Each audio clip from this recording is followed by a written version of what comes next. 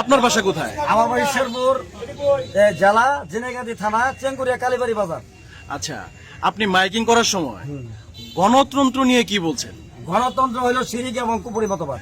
এটি কি আপনি প্রচার করছেন? হ্যাঁ, প্রচার করছে। আচ্ছা, তারপর? গণতন্ত্র ত্যাগ করুন, ইমান ইসলাম গ্রহণ করুন।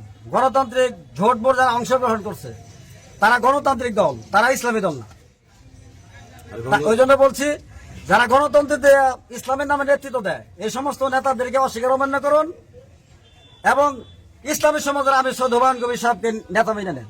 আর যারা গণতন্ত্র মানবে তারা জাহান্নামে যাবে, কারণ গণতন্ত্র হলো শিরক ও কুফরি মতবাদ। এটা ইহুদি এবং খ্রিস্টানদের রচিত মতবাদ। এটা কোনো মুসলিম মানতে পারে না। জামাত ইসলাম যেহেতু গণতন্ত্র মেনে নিচ্ছে সেহেতু তারা ইসলামী দল না, তারা গণতান্ত্রিক জাহেলি দল। হেফাজত ইসলাম যেহেতু তারা গণতন্ত্র মেনে নিচ্ছে সেহেতু তারা ইসলামী দল না, তারা গণতান্ত্রিক জাহেলি দল। বাংলাদেশ তো হচ্ছে গণতান্ত্রিক রাষ্ট্র। জি, গণতান্ত্রিক রাষ্ট্র। এই গণতান্ত্রিক রাষ্ট্রে আপনি গণতন্ত্র বিরোধী যে মাইকিং করলেন, আচ্ছা, এটা কতটুকু যৌক্তিক? এটা আসলে গণতান্ত্রিক সংবিধানে আছে, যেই সংবিধান দিয়া, যে ব্যবস্থা দিয়া মানুষের কোনো কল্যাণ হয় না, এই ব্যবস্থার বিরুদ্ধে কথা বলার এখতিয়ার প্রত্যেকটা নাগরিকের আছে।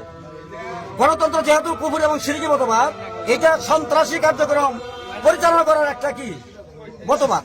এই গণতন্ত্র শিরকি কুফরি মতবাদ, এই গণতন্ত্র যারা মানবে ইসলামের বিপরীতে যেহেতু সংবিধান, এটা মানলে অবশ্যই সে জাহান্নামে যাবে। তার নামাজ হজ জাকাত আমার কিচ্ছু হবে না।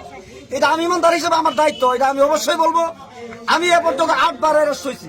আমি ইসলামী সমাজ করি আজ 26 বছর যাবত।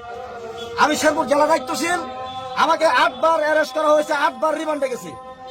অন্যান্য দলের লোকেরা পুলিশ গেলে কি করে পালায়, আমি আলহামদুলিল্লাহ পালাই না। আমি আমার কাছে যাওয়ার পরে বলে, আনসার ভাই বা হুজুর কেমন আছেন? আলহামদুলিল্লাহ ভালো আছি। কয় আপনার কাছে আমরা আইলাম, কয় ওসি সব যাইতে বলছে, এসপি সব যাইতে বলছে। আমি বলে আপনি আসলেন কেন?